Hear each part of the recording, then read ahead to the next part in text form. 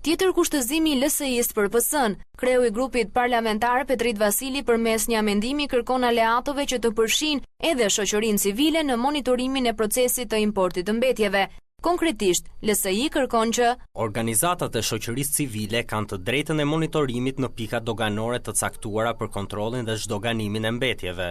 Ato paraqesin kërkesë me shkrim për pajisje me autorizimin nga Ministri i Përgjegjës për mjedisin që lejon kryerjen e këtij monitorimi. Drejtuesit e pikave doganore kanë detyrimin e lejimit të kryerjes së monitorimit pa kufizim. I pyetur nga News 24 për këtë amendim, nismëtari i projekt ligjit Eduard Shalci shprehet i hapur për çdo propozim.